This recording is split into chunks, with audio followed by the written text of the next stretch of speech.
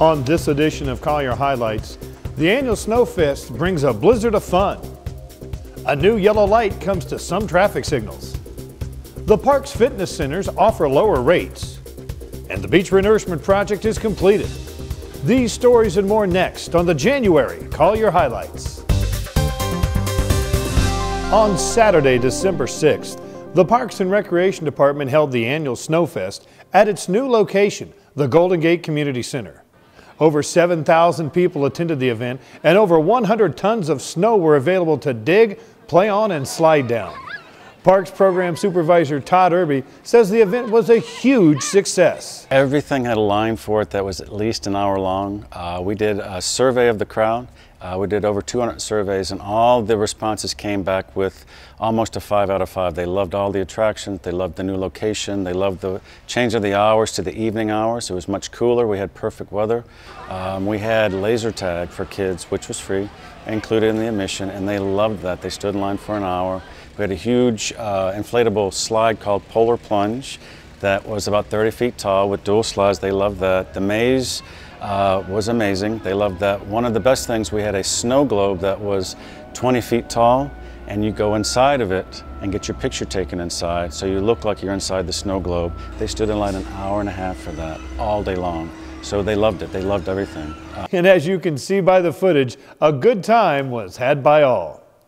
The Collier County Growth Management Division wants you to know the code, so your property always stays in compliance. If you're doing work on your air conditioner, you may or may not need a permit. Chief Plumbing and Mechanical Inspector Dick Noonan explains when you need a permit and why. Whenever they're replacing the whole unit is when you need a permit. The state of Florida in the 2010 code came along and said you can't replace the air handler without the condenser, or vice versa, unless you have a 13 SEER rating. And that caused a lot of additional expense to some people. The idea was that the state of Florida was trying to save energy and requiring the higher, more efficient units. But it's still very specific. You can't replace one without the other unless you have the proper documentation. If you need more information about HVAC or any permits, call 252-2400. Just as business and growth is picking up in the Immokalee area, the Growth Management Division is expanding their hours of operation at the Immokalee Permitting Office to meet those needs. The Permitting Office in Immokalee is expanding from 1 day a week of operation to 5 days a week. The proposed growth in the area and what we're aware of, like expansion in the Ave Maria area, there's new plats, which is subdivisions of individual residential lots coming in with more than 300 other homes. The proposed town of Big Cypress that should be submitted soon. The development of a Walmart supercenter in the area. We believe that with the expansion and the growth in Collier County, this will provide services that are much needed in this area. This facility is great for Immokalee community because many times we lost a lot of time and a couple of hours going back from Naples for a small permit. So right now with this facility, it's a great idea, and thanks to the commissioners and our commissioner to promote this space. And it's really good for this community. The office is located at 310 Alachua Street in Immokalee. Stop in or give them a call at 252-2400. Some intersections in Collier County will see a change when it comes to left turn lights. Some traffic lights have a left green arrow that changes to a green ball when the motorist can continue to turn only when there is a break in the oncoming traffic. Studies have revealed that a flashing yellow arrow makes the intersection safer.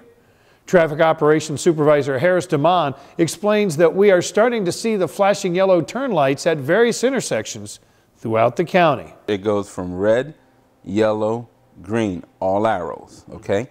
Now, what we've done is instead of it going from red, green, and going back to red and staying at red, you have an opportunity now to turn left with the flashing arrow. The thing that I need to emphasize on is that once it goes from the green to a flashing arrow, you're capable of entering the roadway if it's feasible, if you have the spacing to do it. Once it goes to solid yellow, that means that intersection is going to go red, so you shouldn't move thereafter. There are currently 7 intersections with the flashing yellow turn arrow, and that number will be increasing. If you want more information on the new flashing yellow turn arrow, visit colliergov.net and go to the Traffic Ops section. Collier Area Transit has started a brand new route that they have been planning for quite a while. CAT buses, which run from 6 a.m. to 7:30 p.m. 7 days a week, is a quick and convenient way to get around Collier County. Now they've added a new route to make things even more convenient. New route launches January 2nd, 2015. It will start in the Golden Gate City area, go north on Collier Boulevard, and then west on Immokalee Road. It will provide service to the Social Security office, as well as make a connection at Creekside with the Route 600, which is the link bus with Lee County. And then it will provide service on its return trip back to Golden Gate City. Will provide service on Livingston Road to the Collier Regional Park. The CAT bus system is also a great way to get to Clam Pass, one of Collier County's more popular beach parks. So if you want more information on using the CAT bus system, call 252-7777 or visit them on the web at colliergov.net/CAT. Now that the new year is here, you may want to take off some of those unwanted pounds and start a new fitness routine. Collier County Parks and Recreations has you covered with their all-for-one annual fitness memberships starting as low as $100 per year. Here at Collier County Parks and Recreation, we are all about healthy lifestyle. So we have this brand new concept. It's the all-for-one fitness center. You pay one fee and you can go to all our fitness centers. We have the North Collier Regional Park Recplex, the Golden Gate Community Center, Max Hass Community Park, and the Immokalee Sports Complex. The all-for-one fitness memberships includes all 5 state-of-the-art fitness centers and also includes amazing programs such as spin class, Zumba, and yoga, just to name a few. To take advantage of this great deal, call 252-4000. You can also go to collierparks.com or stop into any one of the fitness facilities. The Collier Solid Waste Department recently held a household hazardous waste roundup. Let's look back in this report.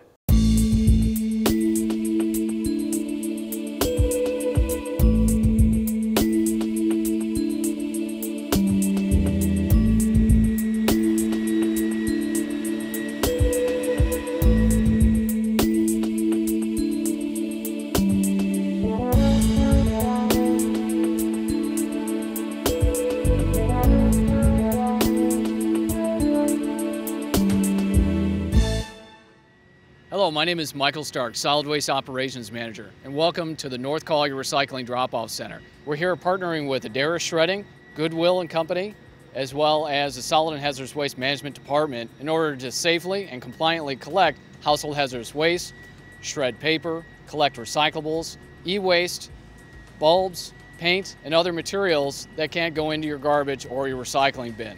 We offer this twice a year, and this is an amazing opportunity to welcome the public in so they safely and compliantly dispose of that material here at the facilities.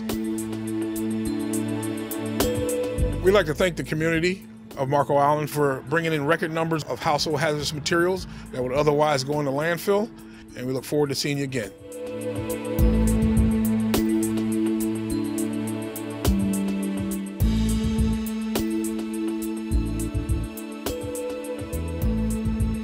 Hi folks, we're here on this glorious day. We're at the Naples Recycle Center. We take household hazardous materials from households and small commercial groups, and we make sure that they are fully and properly disposed of. Behind me you can probably see some people disposing of waste, pesticides, used oil, electronics, cardboard, almost anything that can be disposed of that you want to dispose of, we will do it, and that even includes sharps and medications. We would really like to thank the people that have taken this opportunity today to come and dispose of their hazardous materials. And for those of you that missed this wonderful opportunity, we really look forward to seeing you at the next event, which is scheduled about April of next year.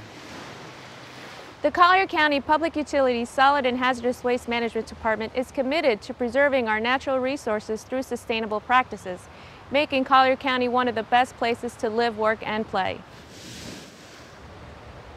Thanks to all of us making a difference in our community through collaborative efforts by our residents, local businesses, and the department's recycling and disposal program, Collier County has reached a 60% recycling rate.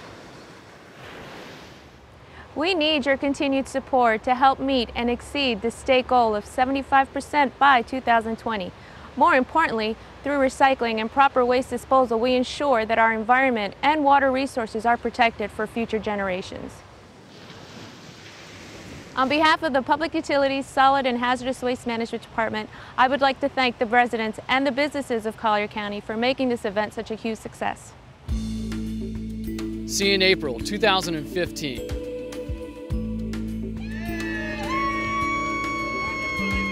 If you would like more information on our upcoming events, our facilities, residential recycling, or business recycling, please visit our website or call us at the number below. I'll see you next year.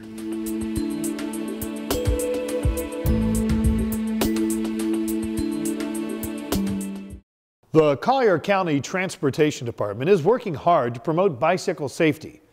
Partnering with the Naples Pathway Coalition and local cycling groups, Transportation wants you to know the basics. You're supposed to bike with traffic. That's the best thing to do and the safest thing to do. And also another tip is always wearing your helmet. That's very important for safety, and a lot of people underestimate the importance of wearing your helmet at all times. Some great tips to be seen are always wearing light colored clothing, especially when it starts to become darker during the dusk hours. And also any of those safety vests, high visibility safety vests that have the reflective gear attached to that.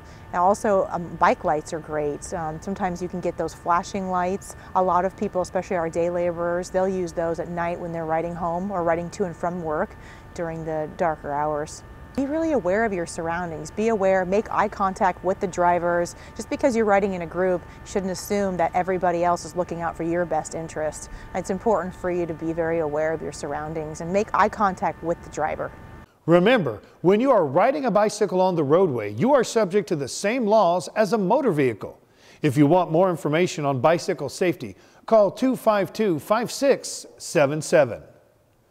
Collier County and the Florida Department of Transportation hosted an alternatives public workshop for the project development and environment study being conducted for the Golden Gate Estates bridges on Thursday, December 11th at the Golden Gate Fire Control and Rescue District 71.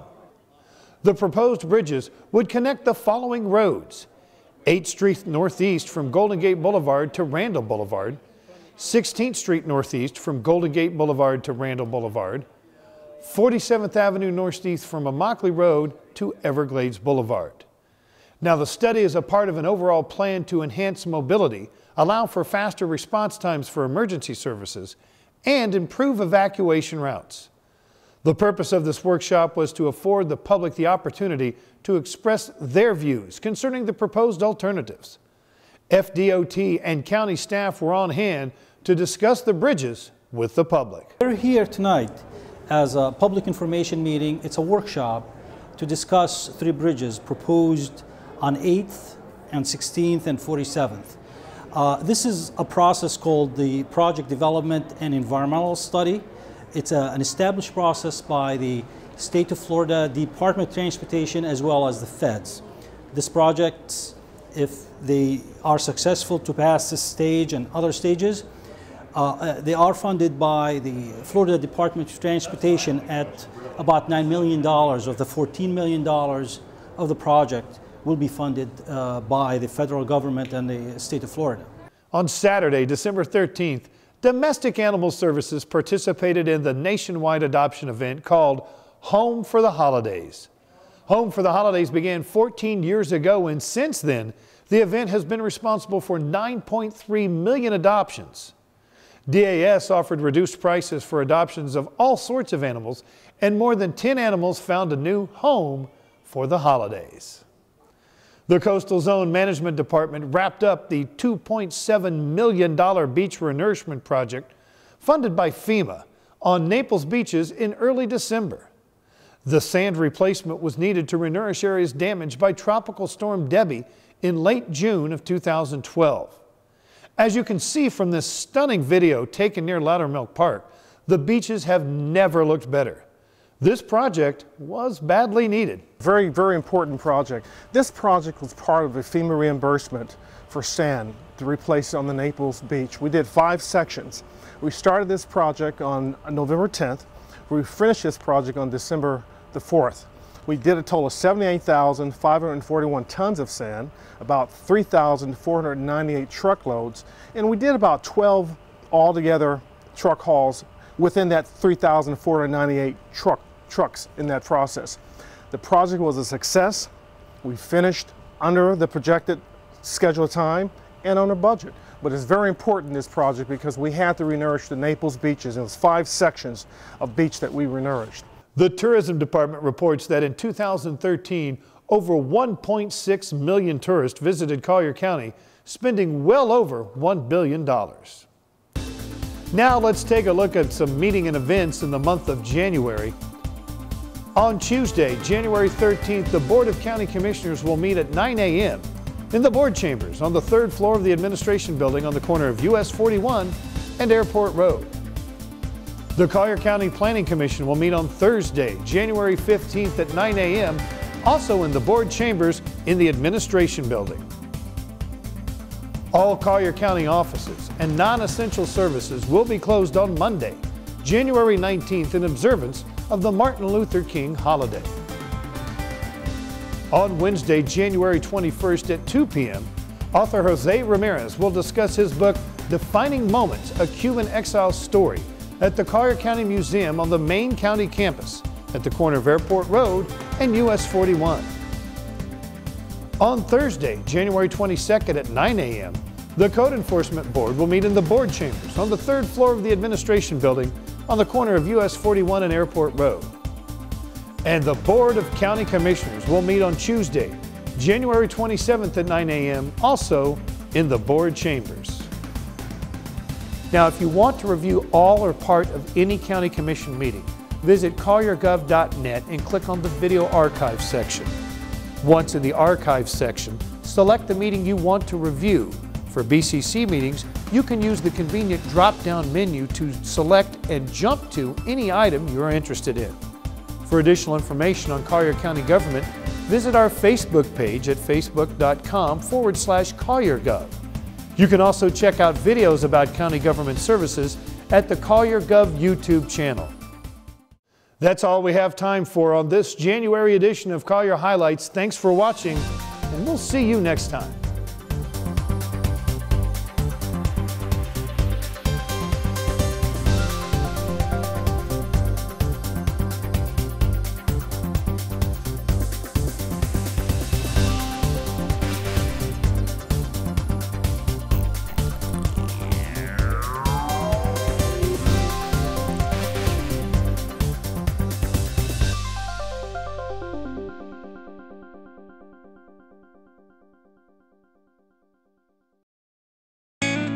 You're watching Collier Television, bringing government home.